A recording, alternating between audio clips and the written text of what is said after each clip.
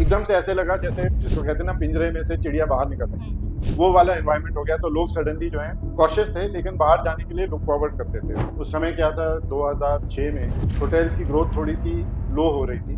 Sir, जो ये 9/11 का इंसिडेंस हुआ था, उस टाइम पूरे देश के लोगों के अंदर एक डर सा बैठ गया था। इंडिया में क्या था कि ऑलरेडी जो है काफ़ी जगहों पे टेररिज्म और उस सब के जो इम्पैक्ट से various attacks and various kind of terrorist act. तो अब जब बात करें डिजिटल की, तो लोग ऑनलाइन शॉपिंग, ऑनलाइन कुछ मंगाना है, ऑनलाइन मंगाना है, बाहर नहीं जाना है। ये मैं पोस्ट लॉकडाउन की बात कर रही हूँ। अब जब ऑनलाइन का रियली ग्रोथ चालू हुआ, और वो हिस्टोरिकली जो है जब मैं होटल्स में भी था तब भी वो ऑनलाइन का चालू हो चुका था। उस समय it was more for hotel rates and certain facilities. Online shopping उस समय अमेजॉन और इस तरह के जो पोर्टल थे वो नए नए शुरू हुए। नमस्कार, मैं जूही सबरवाल आप सबका स्वागत करती हूँ हमारे शो में, जिसका नाम है द वॉइस ऑफ अचीवर्स। आज का जो हमारा एपिसोड है वो बहुत ही इम्पैक्टफुल होने वाला है, क्योंकि आज के जो हमारे गेस्ट हैं उन्हें हॉस्पिटैलिटी और मॉल्स के सेक्टर में 40 से भी ज़्यादा सालों का एक्सपीरियंस है। उन्होंने भारत के प्रमुख शहरों में बड़े बड़े मॉल्स के निर्माण में अपना बहुत ज़्यादा योगदान दिया है, जैसे इनॉर्बिट है, विवियाना है। ऐसे कई सारे मॉल्स हैं जिनको बनाने में इनका बहुत ज़्यादा योगदान है। तो आइए हम स्वागत करते हैं आज के हमारे गेस्ट का, जिनका नाम है श्री मनोज अग्रवाल जी। नमस्कार सर, मैं जूही नमस्कार सबरवाल आपका जूही जी। स्वागत करती हूँ। कैसे हैं आप? बस बढ़िया। सबसे पहले सर, थोड़ा-सा आपकी लाइफ जर्नी के बारे में जानना चाहेंगे कि कैसे इस सेक्टर में आए आप? तो मेरी शुरुआत हुई थी, मैं होटल मैनेजमेंट किया था फ्रॉम दिल्ली। और उसके बाद आई वाज इन होटल्स, मतलब 20 साल तक होटल्स में काम किया। और उस समय क्या था, 2006 में होटल्स की ग्रोथ थोड़ी सी लो हो रही थी। और तब तक जो है ये 9/11 और इस सब का जो इम्पैक्ट था वो पूरी तरह गया नहीं। इसकी वजह से क्या हो रहा था कि होटल में उतने प्रोस्पेक्ट्स भी नहीं दिख रहे थे, और मॉल एक सनराइज सेक्टर था, नया सेक्टर था, उसमें आकर्षित हुआ। दो मतलब 20 साल के बाद हॉस्पिटैलिटी में एक नए सेक्टर में जाना, मतलब वो थोड़ा, लोग कह रहे थे कि आप चेंज कर रहे हो, आपकी एज भी थोड़ी ज़्यादा हो जाएगी, फिर कैसे मैनेज होगा। बट एनीवे मैंने वो किया, और मेरे लिए जो है आज जहाँ पर हूँ, जैसे हूँ, हॉस्पिटैलिटी के बाद इसकी बहुत अच्छी फाउंडेशन रही है। और आज जो है मैं मॉल्स और शॉपिंग मॉल्स की डोमेन में जो हूँ, एक अचीवर की तरह हूँ और एक एक्सपर्ट और स्पेशलिस्ट की तरह हूँ। सर, जो ये 9/11 का इंसिडेंस हुआ था, उस टाइम पूरे देश के लोगों के अंदर एक डर सा बैठ गया था। अ, जो उससे क्या हॉस्पिटैलिटी के बिजनेस पे कुछ इम्पैक्ट पड़ा था, या फिर लोग समझ गए थे कि नहीं, हमारी जो सरकार है उन्होंने अच्छे से सिचुएशन को मैनेज कर लिया है, अब it is safe to go anywhere. तो इसका कुछ इम्पैक्ट पड़ा था बिजनेस पे? सो एज यू नो कि 9/11 जो था वो यूएस में हुआ, और उसकी वजह से जो ग्लोबल मार्केट्स हैं जो एक साथ एक दूसरे से जुड़े हुए हैं, तो कहीं ना कहीं एक मार्केट में कुछ होता है तो दूसरी जगह फर्क पड़ता है। इंडिया में क्या था कि ऑलरेडी जो है काफ़ी जगहों पे टेररिज्म और उस सब के जो इम्पैक्ट से various attacks and various kind of terrorist acts, उसकी वजह से मतलब इंडिया में थोड़ी हिस्ट्री थी उस समय। और इसलिए इंडिया में लोग फिर भी बाउंस बैक जल्दी किए, लेकिन उसका इम्पैक्ट ग्लोबल मार्केट्स पे, खासतौर से फाइनेंशियल मार्केट्स पे, ओवरऑल बिजनेस होटल्स वगैरह पे इम्पैक्ट पड़ा था। तो उस समय क्या हुआ था, मैं जिस होटल में काम कर रहा था वो होटल जो था वो एक अमेरिकन कंपनी से ओन था। तो अमेरिका में वो सब डाउन साइज कर रहे थे, बिजनेस कंट्रोल कर रहे थे, कॉस्ट और खर्चे कम कर रहे थे, लोगों को, मैन पावर को जितना ऑप्टिमाइज कर सकते थे वो कर रहे थे। और यहाँ हमारी स्टोरी बिल्कुल उल्टी थी। हम हाई ग्रोथ कर्व में थे, हमारा business day by day improve कर रहा था, और उसके लिए ना तो हमें कॉस्ट बल्कि कंट्रोल करने की जगह थोड़ा स्पेंड भी करने की ज़रूरत थी। और साथ साथ जो है स्टाफ हमें, और इनफैक्ट हमारे ग्रोथ के हिसाब से और भी चाहिए था। तो बिल्कुल कॉन्ट्रडिक्शन था। शुरू में उनको वहाँ पे समझ में नहीं आया, लेकिन जब एक बार उन्होंने पूरे फिगर्स और एनालिसिस की तो उनको समझ में आया कि यहाँ पे हम जो है हमारी 9/11 के जो उनका मंत्रा था यूएस में, वो हम यहाँ पे नहीं अप्लाई कर सकते हैं उस होटल में। तो इसलिए फिर वो एक तरफ वो मतलब कॉन्ट्रडिक्शन चल रहा था, एक तरफ कंट्रोल चल रहा था, एक तरफ लिबरलाइज करके बिजनेस को ग्रो करने के लिए जो भी इनपुट्स थे और जो लोग वगैरह थे वो बढ़ रहे थे। तो इससे कह सकते हैं कि बहुत ज़्यादा इंडियन मार्केट को कोई लॉस नहीं हुआ। वो हॉस्पिटैलिटी का जो मार्केट है वो स्टेबल रहा इंडिया में। यस, एक्चुअली लॉस इस तरह से हुआ था, जो हम बोलते हैं, जो जो फॉरेन ट्रैवलर्स होते हैं, जो होटल लैंग्वेज में हम FIT बोलते हैं, फॉरेन इंटरनेशनल ट्रैवलर्स या फॉरेन इंडिविजुअल ट्रैवलर्स, वो सेगमेंट कम हो गया था। और धीरे धीरे उसको टाइम लगा, क्योंकि वहाँ के बिजनेस जब हिलेंगे तो नेचुरली कॉस्ट कंट्रोल में ट्रैवल भी आएगा और ये सब आएगा। तो उस समय जो है, पहली बार ये ऑनलाइन मीटिंग्स और ये जो आपका ये कनेक्टिविटी थी वेबकैम वगैरह की, उस समय ये सब शुरू हुई, थोड़ी कॉन्फ्रेंस कॉलिंग और ये सब वीडियो वाली हम्म। ऑनलाइन। और फिर जैसे कि कोविड आया सर, कोविड हाँ जी। ने लगभग सारे बिजनेस को ठप करके रख दिया। अभी जो भी चीजें चल रही थी वो सब डिजिटल चल रही थी। तो अब जब बात करें डिजिटल की, तो लोग ऑनलाइन शॉपिंग, ऑनलाइन कुछ मंगाना है तो ऑनलाइन मंगाना है, बाहर नहीं जाना है। ये मैं पोस्ट लॉकडाउन की बात कर रही हूँ। हम्म। लॉकडाउन में तो कहीं जा ही नहीं सकते थे, ना कुछ ऑनलाइन कुछ होता था। तो पोस्ट लॉकडाउन पे सिचुएशन जैसे रिवाइव कर ही नहीं पा रहे थे, क्योंकि लोग मेंटली बहुत डिस्टर्ब हो चुके थे उस टाइम पे। वो एक डर सा बैठ गया था, सबने अपनों को खोया था। तो उस टाइम पे लोग बाहर जाने से डरते थे, स्पेशली ऐसी जगह पे जहाँ पे गैदरिंग होती है। और मॉल्स और होटल्स तो ऐसी दो जगह हैं जहाँ पे मोस्टली लोगों की गैदरिंग होती ही होती है। तो वहां जाने से लोग डरते थे। तो उस टाइम पे क्या कुछ बिजनेस को इम्पैक्ट पड़ा था, मॉल्स के बिजनेस? तो कोविड में तो जैसे आप बता रहे हैं, तो सब जगह ही इम्पैक्ट पड़ा था, सब जगह बिजनेस जो है उनको बहुत सारी स्ट्रेस थी, फाइनेंशियली, लोगों के हिसाब से, कॉस्ट एंड इनकम दोनों की। तो वो लेकिन लकीली जो है, 2 साल 2.5 साल के बाद वो एक तरह से कंट्रोल में आ गया था सारा सिस्टम। और गवर्नमेंट ने भी बहुत अच्छे इनिशिएटिव्स किए थे उस समय, जिससे कि ये सारा जो बिजनेस है वो एक तरह से रिवाइव हो, from bank support to you no interest वगैरह के हिसाब से, थोड़ा मैन पावर के हिसाब से they supported on certain payments to manpower and all also. तो ओवरऑल वो धीरे धीरे आने लगा। और आप भी और मैं भी जो है, हम लॉकडाउन में हम 2 साल करीब घर पे ही बाउंड थे। तो घर में ऑब्वियसली एवरीवन जो है वो घर में रहना चाहते हैं, लेकिन वो ओवरडोज हो गया था, बिकॉज उसी एनवायरनमेंट में, आपके उसी घर में आप जो है, बिल्कुल चेंज नहीं था। केवल चेंज था या तो आप ऑनलाइन जो है वो, आप OTT वगैरह उस समय बहुत पॉपुलर हो गया था, वो देखिए। नहीं तो बहुत लोगों ने जो है सेल्फ इम्प्रूवमेंट किया, कुछ लोगों ने कुकिंग की, जो कभी कुकिंग करते नहीं थे उन्होंने कुकिंग की, नॉट ओनली कुकिंग की, उसके वीडियो शेयर किए। ऐसे बच्चों वगैरह ने अपनी हॉबीज के हिसाब से कुछ किया। तो एक तरफ से उसमें कंट्रोल भी था, लेकिन अपने एनवायरनमेंट का, लेकिन साथ साथ में इवोल्यूशन भी हुआ कुछ चीज़ों का, वो बहुत अच्छा हुआ। लेकिन कोविड के बाद एकदम से ऐसे लगा जैसे यू नो जिसको कहते हैं ना, पिंजरे में से चिड़िया बाहर निकल आई, हम्म।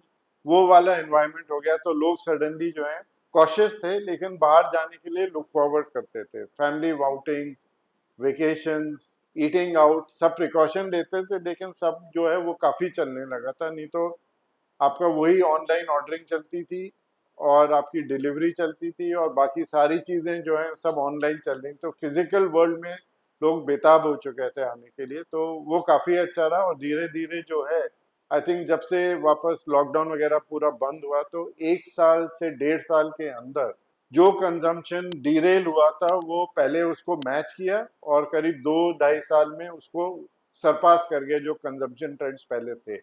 उसके बाद से अभी तक जो है, there been no looking back. And I think consumption, eating और जो भी था वो सारा वापस पटरी पे है। इनफैक्ट कोविड प्री, जो हम बोलते थे pre Covid business and post Covid business, वो सब अब they are an old story, और वो सब अब लोग भूल चुके हैं। Consumption is back in the drivers chair. That's good to know sir. और जैसे कि कोविड ने ना सबकी आदतें थोड़ी खराब कर दी, कि हाँ। घर पे बैठना है, चीजें ऑनलाइन मंगानी है। अगर कुछ एक टी शर्ट भी चाहिए, जीन्स चाहिए तो मिंत्रा कर लो, दूध ब्रेड चाहिए तो आप ब्लिंकिट कर लो। तो ऐसे करके लोगों की आदतें खराब हो गई कि लोग बाहर जाना अवॉइड कर रहे थे। तो ये जो डिजिटल शॉपिंग के एप्स हैं, और ये दिन पर दिन बढ़ते ही जा रहे हैं, कोई नए-नए ऐप्स आ रहे हैं। तो उससे मॉल इंडस्ट्री को कुछ इम्पैक्ट हो रहा है, कुछ उसके बिज़नेस में कुछ कमी आ रही है? तो इसमें देखिए ऐसा होता है कि एक ट्रेन जो है वो एक पटरी पे चल रही है, उसमें अलग अलग डिब्बे हैं। कोई मॉल का है, कोई हाई स्ट्रीट रिटेल का है, कोई रेस्टोरेंट का है, कोई होटल का है, कोई डिब्बा अलग अलग बिजनेसेस का है। मैं सर्विस इंडस्ट्री की बात करूं। अब जब ऑनलाइन का रियली ग्रोथ चालू हुआ, और वो हिस्टोरिकली जो है, जब मैं होटल्स में भी था तब भी वो ऑनलाइन का चालू हो चुका था। उस समय it was more for hotel rates and certain facilities. Online shopping उस समय अमेजोन और इस तरह के जो पोर्टल्स है वो नए नए शुरू हुए थे। लेकिन जब ये आए तो इस ट्रेन में जो चल रही थी सर्विस इंडस्ट्री की, उसमें उनको भी एक डिब्बा चाहिए था, तो उनका डिब्बा उस ट्रेन में जुड़ गया। शुरू में जब जुड़ा तो ट्रेन को थोड़ा एफर्ट लगा आगे बढ़ाने में, और जो उसके कंपोनेंट्स है उस ट्रेन के, उनको भी थोड़ा मेहनत करनी पड़ी। लेकिन धीरे धीरे जो है सब अपने अपने डिब्बे में मेरे हिसाब से खुश हैं। और जैसे ऑनलाइन और ऑफलाइन जो भी सबकी इन्वेस्टमेंट से, रिटर्न से, सेल्स थी, धीरे धीरे वो जो है ये बॉक्स स्टेबलाइज हो गया है। सब अपने अपने बॉक्स में मेरे हिसाब से तो काफी खुश हैं, और सबकी ग्रोथ हो रही है। So together they are, everyone is growing. Good to know. Uh, थोड़ा-सा अगर आपकी लाइफ स्टोरी पे, जैसे कि जो मैंने पर्सनली थोड़ा-सा वर्कआउट किया, आपकी स्टोरी को पढ़ा, तो उसमें मैंने जाना कि आपने बहुत सारे बड़े-बड़े मॉल्स को बनाने में अपना योगदान दिया है। आपकी लाइफ में कोई ऐसा एक प्रोजेक्ट रहा जिसको आपने टर्न अराउंड किया, एकदम जो लॉस में जा रही थी, फिर आपने उसको रिवाइव करने में बहुत मेहनत करी, कुछ काम किया सो उसमें? इसमें एक्चुअली दो हैं, एक हॉस्पिटैलिटी का एग्जांपल है और एक मॉल्स का है। तो हॉस्पिटैलिटी में ऐसा था कि एक होटल में मैं काम कर रहा था, तो वहाँ पे जो है 10 साल से होटल कभी प्रॉफिट में आया नहीं।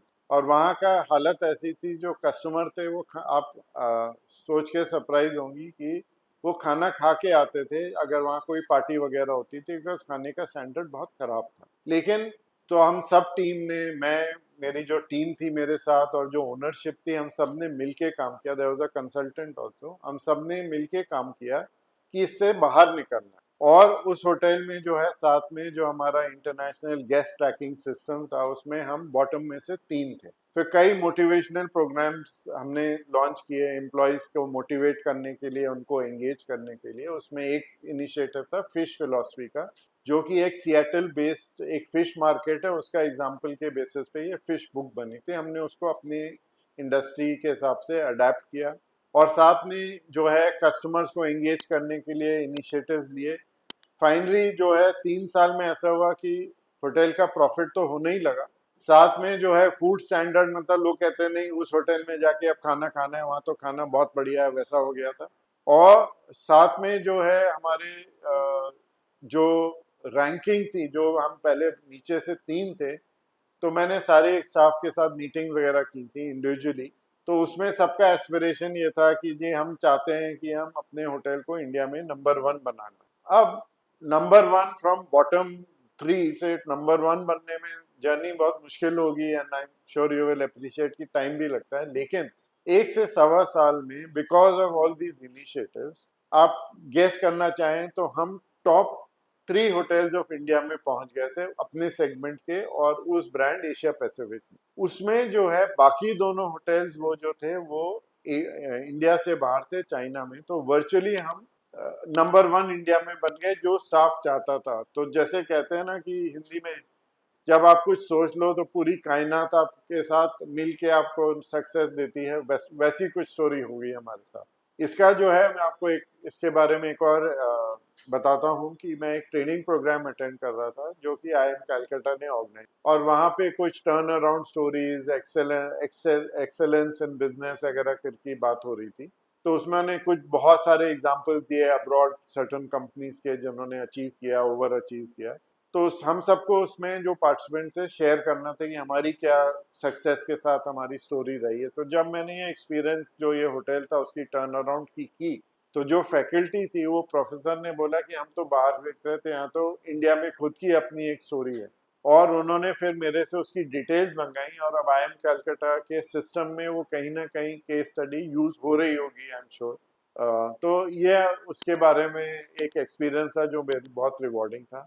दूसरा, अगर मैं मॉल्स की तरफ जाऊं तो एक मॉल था जो कि एक छोटे शहर में था, लेकिन बिजनेस जो है वो ग्रो नहीं कर रहा था, और वहाँ पे मतलब काफ़ी प्रॉब्लम्स थी बिजनेस को लेके।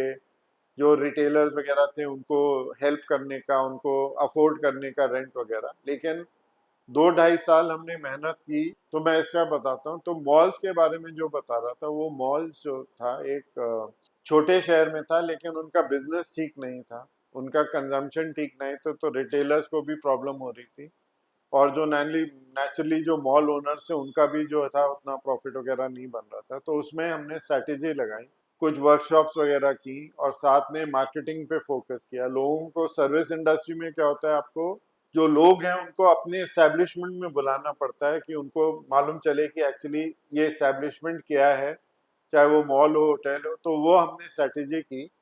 और अभी जो है हमने 2 साल तक काफ़ी मेहनत की, हम सब ने मिलके, अगेन मॉल टीम ने, मैंने एज कंसल्टेंट, एंड जो ओनरशिप है सबने मिला। तो आज जो है वो mall is on a very high growth curve. और जो उनके पास जो भी उनकी हिस्ट्री थी, वो धीरे धीरे अब उनको जो रियर व्यू मिरर जो हम बोलते हैं, तो रियर व्यू मिरर में देखने की अब जरूरत नहीं पड़ती है, क्योंकि सामने का जो विंड स्क्रीन है उसके थ्रू देख रहे हैं, तो उनको सक्सेस का पाथ क्लियरली दिख रहा है। तो ये मॉल की भी एक success story. That's great sir. कहने का मतलब है कि मॉल्स को कुछ खास फर्क पड़ा नहीं, वो फुटफॉल जो है वो मॉल में वो उतना ही, ज्यादा कुछ फर्क नहीं। हाँ, तो ऑनलाइन की वजह से, आप खुद लेडी हैं तो आप समझेंगी कि जेंट्स का फिर भी थोड़ा सा, जो हम बोलते हैं अपनी लैंग्वेज में, कुकी कटर होता है रिक्वायरमेंट। शर्ट है या ट्राउजर है, उसकी फिट होनी चाहिए, वेस्ट पे आनी चाहिए या चेस्ट पे आनी चाहिए, and then you are done. बाकी कलर और पैटर्न होता है, उसमें भी उतनी वैरायटी होती है। लेकिन लेडीज के लिए जो उसकी फिटिंग है, उसका जो ड्रॉप है, उसका जो फॉल है, उसका आर्म्स पे जो है, और बाकी जो उसका टेक्सचर, फैब्रिक, स्किन को हर्ट नहीं करना चाहिए, स्किन के लिए कंड्यूसिव होना चाहिए, आप उसमें अच्छे दिखने चाहिए। और वो सब तो लेडीज की वजह से जो है, लेडीज को ऑनलाइन की जगह इसलिए ऑफलाइन में बहुत अच्छा रहता है। देयर वाज अ टाइम जब ऑनलाइन जो है पूरी वार्डरोब, आपको कहते थे कि आप पूरी वार्डरोब घर में मंगा लो, आपको जो अच्छा लगेगा वो आप रख लेना और बाकी आप वापस कर देना। तो वो कस्टमर एक्विजिशन वाला साइकिल था, वो ग्राहकों को अपनी तरफ आकर्षित कर रहे थे, अपने साथ जोड़ रहे थे। लेकिन वो धीरे धीरे जो है उनको मालूम चल गया कि ये जो मॉडल है एक बार दो बार के लिए ठीक है, लेकिन वैसे ही ये कॉस्ट और लॉजिस्टिक्स के हिसाब से जो है ये वाइबल नहीं है। तो धीरे धीरे वो ड्रॉप होने लगा। और साथ में ये सब जो है, जैसे आप फिजिकल शॉपिंग भी करते हो तो आप फैब्रिक को छू सकते हो, एक बार ट्राई करके देख सकते हो, उसका फील देख सकते हो, फ्रेंड्स और फैमिली जो आपके साथ है उनका ओपिनियन ले सकते हो। तो ये सब जो है ये ऑनलाइन में ये सब होना नहीं पॉसिबल है। साथ में जो होता है कि जो लेटेस्ट कलेक्शन है, जैसे अगर आप कोई व्हीकल खरीद रहे हैं, गाड़ी खरीद रहे हैं, तो आप लेटेस्ट मॉडल खरीदना चाहोगे, ना कि कोई पुराना। और अगर सेकंड हैंड भी खरीद रहे हो तो उन सेकंड हैंड में भी जो लेटेस्ट और बेस्ट डील आपको मिल सकती है, जिस गाड़ी की कंडीशन अच्छी है, माइलेज कम है, और वो सब वो आप देख के उस हिसाब से लेते हो। तो सेम वे इन रिटेल, आप जो है लेटेस्ट लेना चाहोगे, because ladies and all of us want something new, something different, और जो लेटेस्ट है, जो आप फ्रेंड्स और फैमिली और जो भी आप जहाँ पे भी विजिट कर रहे हो, वहाँ आप जो है जो उस समय का ट्रेंड है, उस समय का जो चल रहा है मार्केट में, आप वो पहनना चाहोगे, ना कि कुछ पुरानी चीज। तो इसलिए ये बिजनेस जो है ऐसा जो है, this is as basic as food. तो रिटेल और ये सब जो है वो कभी खत्म नहीं हो सकता है इतनी आसानी से। ये हो सकता है मर्जिंग बेटर हो, ये हो सकता है कि कोलैबोरेशन बेटर हो ऑनलाइन ऑफलाइन में, और कोई मीटिंग ग्राउंड हो, ऑमनी चैनल हुआ, कुछ होगा। लेकिन ये दोनों मॉडल जो है इंडिविजुअली अपनी स्पेस में चलते रहेंगे, उसमें मेरे को तो कुछ दिखता नहीं है। इनफैक्ट लॉट ऑफ रिटेलर्स जिनसे मैं इंटरेक्ट करता हूँ, वो कहते हैं कि उनको ऑनलाइन पोर्टल मेंटेन करना, उसको करंट रखना, उसको मैनेज करना, बिकॉज जो इसमें एक टेक्निकल टर्म होता है एसकेयूज की, कितने उनके पास स्टॉक यूनिट्स हैं, इतने सारे स्टॉक को मैनेज करना, फिर उसका चेंज होना, कौन सा किस साइज में है, कौन सा कब खत्म हो गया, नया क्या आया, पुराना क्या चला गया। It's a big exercise and a very costly exercise, and that is why only large players, some of which I named, only they can manage. Because they work on a different concept and model, तो वो manage कर सकते हैं। Individually एक retailer को या एक mall को बहुत मुश्किल है ये सस्टेन करना, because the cost are too high and customer interest goes to a place जहाँ पे उनको बहुत सारी वेराइटी मिले रादर देन एक मॉल या एक रिटेलर। तो इसलिए जो है I don't think that online threat is there, but it is going to coexist very strongly along with the physical retail.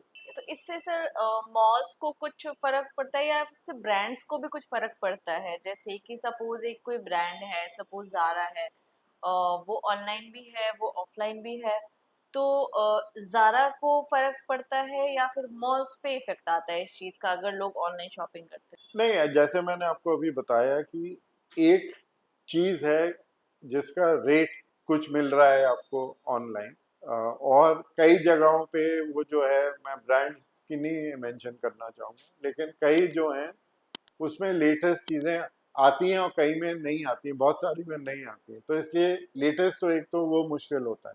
Secondly क्या होता है कि जो आप खुद देखना चाहते हो, खुद ट्राई आउट करना चाहते हो, धीरे धीरे वो ऑनलाइन मॉडल जो है आपके घर पे वार्डरोब भेज दी, वो मॉडल खत्म हो गया है मोर और लेस। तो आप खुद चाहोगे कि आप जाके खुद ट्राई करो।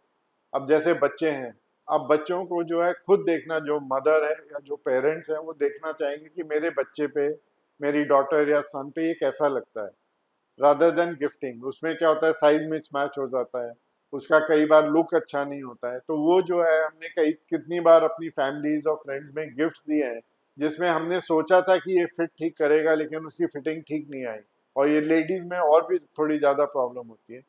इसलिए जो है ऑनलाइन या ऐसे मतलब देना विदाउट नॉलेज या without trying out become very difficult. तो इसमें मेरे हिसाब से कोई नई इशू है, और दोनों मॉडल जो है ऑनलाइन ऑफलाइन जो है को एग्जिस्ट करके दोनों ही ग्रो करेंगे। एंड लकीली जैसे मैंने पोस्ट कोविड भी बताया, तो दोनों ग्रो कर रहे हैं। अगर फिजिकल ग्रो कर रहा है तो उसका ये मतलब नहीं कि ऑनलाइन की जो शेयर है वो कम हो गया, या ऑनलाइन अगर ग्रो कर रहा है तो उसका ये मतलब नहीं कि फिजिकल रिटेल, जो हम ब्रिक एंड मॉर्टर रिटेल बोलते हैं, उसमें इतना कोई दो एक दूसरे का इतना इफेक्ट हो रहा है कि वो मतलब दूसरे एक तरह से एक मॉडल जो है दूसरे मॉडल पे हावी हो रहा है, ऐसा नहीं हो रहा। तो जैसे कि आपने बताया कि कोविड में जैसे उसके बाद लोग खुल के जाने लग गए थे कि नहीं अब बहुत घर पे बैठ लिए, let's go out, move on with the situation. 2021 में आपने अपना वेंचर शुरू किया as a consultant, mall consult. तो 2021 में तो जस्ट हम रिवाइव हो ही रहे थे कोविड से, तो उस टाइम पे ये थोड़ा डिसीजन आपका आपको चैलेंजिंग नहीं लगा कि अभी स्टार्ट करना एज अ मॉल कंसल्टेंट जहाँ पे मॉल्स अभी शायद उतना अच्छा करेंगे नहीं, या फिर आपने थोड़ा फ्यूचर पर्सपेक्टिव को देख के अपना प्रोफाइल स्विच किया था? तो इसमें ऐसा है, देखिए कि मैंने उस समय तक जो है, I think about 30 odd years मैंने काम किया होगा इन मॉल्स एंड होटल्स, हमेशा किसी अच्छी कंपनी के लिए अच्छे प्रमोटर डेवलपर के साथ काम किया। लेकिन कोविड में हम सबको ना एक जो है ना आत्मचिंतन जो हम बोलते हैं, सेल्फ इंट्रोस्पेक्शन, उसका जो है हमें मौका मिला। तो जब इंट्रोस्पेक्ट किया तो उस समय बाकी तो कुछ हो नहीं रहा था, पूरा वर्ल्ड स्ट्रेस में था, तो धीरे उसमें ये समझ में आ गया कि आप अगर खुद का काम करते हो तो ये एक अपॉर्चुनिटी है। वो इस तरह से कि कोविड ने जितनी भी ग्रोथ हो रही थी, जो भी प्रोजेक्ट्स बन रहे थे, वो सारे होल्ड पे हो गए, बिकॉज फाइनेंशियली बहुत ज़्यादा स्ट्रेस था और कैश फ्लो सबके बहुत ही ज़्यादा सीवियरली इफेक्ट हो गए। तो जैसे ही कोविड खुला तो धीरे धीरे जिसने पैसा लैंड में डाला है या आधे कंप्लीट बिल्डिंग में डाला, उनको अपना प्रोजेक्ट तो कंप्लीट करना है। उस समय जो है वो अपॉर्चुनिटी में हमारी जो लर्निंग थी, हमारी जो प्रोफेशनल एक्सपीरियंस था, मेरे और कई और कंसल्टेंट्स का, वो जो है वो सबको काम आया, और हम उनको जो है मेंटर कर सके, गाइड कर सके, उनके साथ पार्टनर कर सके, और उनको प्रोजेक्ट्स उनके स्ट्रीमलाइन कर चुके, साथ में जो उनके कैश फ्लोज खर्चे वगैरह थे उसको भी ऑप्टिमाइज कर सके, जिसका उनका प्रोजेक्ट वाइबल ही बने, और साथ में जो उनका कॉस्ट है वो ऑप्टिमाइज रहे, और वो कोई ऐसी चीज ना करें जो उनकी वाइबिलिटी को अफेक्ट करे। तो ये अपॉर्चुनिटी डेफिनेटली थी। आपका आपकी जो कंसल्टेंसी है सर, उसके लिए हमने देखा आपको इंटीग्रेटेड अचीवर्स अवार्ड और भी कई सारे अवार्ड से सम्मानित किया गया है। तो एक फैमिली का क्या व्यू होता है इस पे? क्या ऑफ कोर्स वो खुश तो होते होंगे बहुत, बट थोड़ा सा एक्सपीरियंस शेयर करेंगे आप? तो देखिए उसमें क्या होता है कि first, if I see for the family, yes, they are proud of the husband or of the father, that that the father and the husband, they are gaining fame and they are getting recognition for whatever they have been putting in. अभी तक जो काम किया उसका मेहनत से एक तरह से फल दिख रहा है. पर्सनली ये है कि इट गिव्स यू मतलब एक सेल्फ मोटिवेशन भी मिलता है और साथ में एक जो आपकी खुद की एस्टीम होती है, सेल्फ एस्टीम होती है और जो आपके सर्कल में एस्टीम होती है वो भी ग्रो करती है. So I think on both counts, all the recognitions. Luckily, for the last 4 years, I've been getting recognition, or in some cases, two recognitions every year. So that has been very good. और कौन है वो lucky इंसान से जिसने आपकी life में सबसे ज्यादा आपको मोटिवेट किया है, आपको इंडिविजुअली आपको बहुत सपोर्ट किया है थ्रू आउट योर लाइफ, और अभी तक उन आप कह सकते हैं कि उनकी वजह से ही आप जो हैं वो शायद हैं, तो ऐसा कोई है आपकी लाइफ में? So here I would say, as you know, that normally it is ascribed to a woman who makes you succeed. But यहाँ पे there are actually four people, two of which are women and two of which are men. So one was my father, with whom I learned about principles, ethics, and morality and all that stuff. So he's no more now, but that was a very big learning for me because that set my value system. जो हमारा खुद का value system है वो set हो. My mother, because she has a very cool, calm, collected kind of an approach to life. I would say आज की term में chilled out approach to life also. तो वो उनसे हुआ कि लाइफ में फ्लस्टर नहीं होना है, प्रेशर में नहीं आना है, बिल्कुल काम कलेक्टेड रहना है. And today will also pass वाली जो फिलोसफी है वो उनसे मैंने सीखी. इसके बाद जो है, to people on professional front would be my brother, because he's many years senior to me. He has seen different industries in different ways. He's also a consultant, but he has helped me a lot in improving my business side of the mindset and how to approach certain things, on particularly when I've become a consultant since last 4 years. And my wife on a personal growth and my future growth of me and my company. And I would say she has mentored me a lot on this part. उन्होंने काफ़ी मेरे को help किया है, mentor किया है. और मैं इसमें बोलना चाहूँगा कि ब्रदर एंड माय वाइफ, जब ये गुरु पूरब वगैरह आता है तो मैं दोनों को अपनी साइड से मैसेज भेजता हूँ. ग्रेट ग्रेट वो उनको काफी अच्छा भी लगता होगा that you are recognising their efforts for you. Yes. So थोड़ा सा आपकी पर्सनल लाइफ के बारे में भी हम जानना चाहेंगे सर, जैसे वेयर वर यू बोर्न, कहाँ पे आपका जन्म हुआ, आपकी स्कूलिंग, आपके college Yes, so studies. I was born in the city of Nawabs, not Hyderabad, but Lucknow. And I think that also defines some of my behavior with people. Thoda pehle aap, thoda lehza, politeness, all that. And my schooling was actually across many schools because of my father's transfer, because of his very high ethical and moral standards and being completely honest. So, काफी transfers हुए.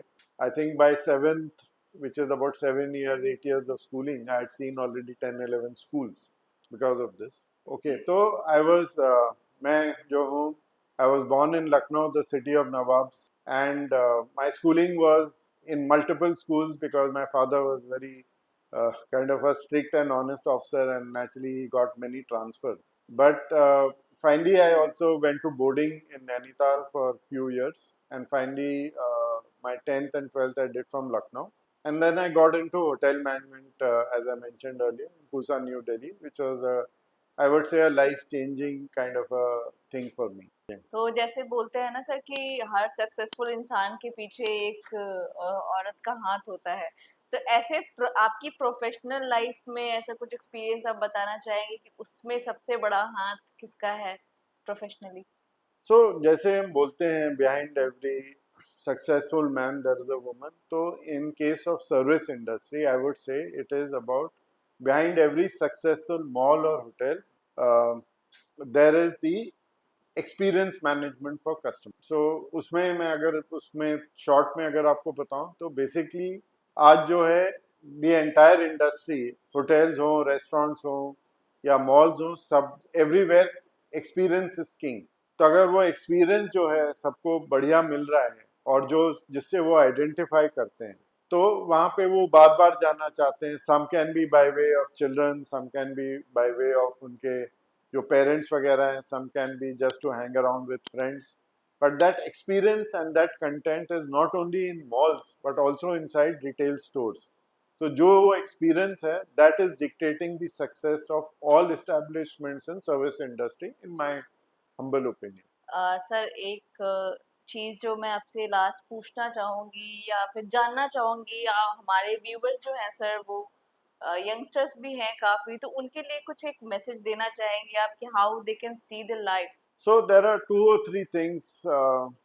What happens first is have confidence, don't shy away from hard work, and last but not the least, the caption of Nike, which is just do it. That's it. And if they wants to get in touch with you, आपकी consultancy से जुड़ना चाहते हैं, या फिर बहुत सारे ऐसे बच्चे हैं सर जिनको मैं पर्सनली भी जानती हूँ और वैसे भी मैं देखती हूँ कि उनको आजकल इंटर्नशिप तक के लिए भी मौका नहीं मिल रहा है किसी अच्छे कंपनी में या गवर्नमेंट सेक्टर में।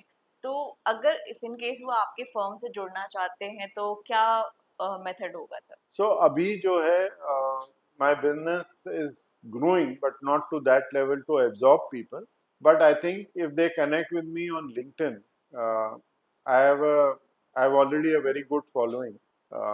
कुछ I don't know 10,000 से 10-11,000 से है या उससे थोड़ी ज़्यादा होगी. They can connect with me on LinkedIn, and today is the time for me to make other people also benefit with my experience and my learnings in life. So I would be very happy. And also I am, I would say, a very avid and fond trainer. तो अगर इस तरह की कोई भी help चाहिए हो, we can do it. In fact, I have done many courses for people which are not on any charge basis. Like I've done shopping center association का, I have done individual teams presentation and so many others. तो उसमें कोई issue नहीं है. I think they can directly reach me, and in case anything happens via integrated HR, I'll be very happy to get associated. Very good to know, sir. And of course, I feel so that many youngsters will come ahead and get in touch with us to reach you, because your story has inspired me a lot. I think it will inspire our viewers also.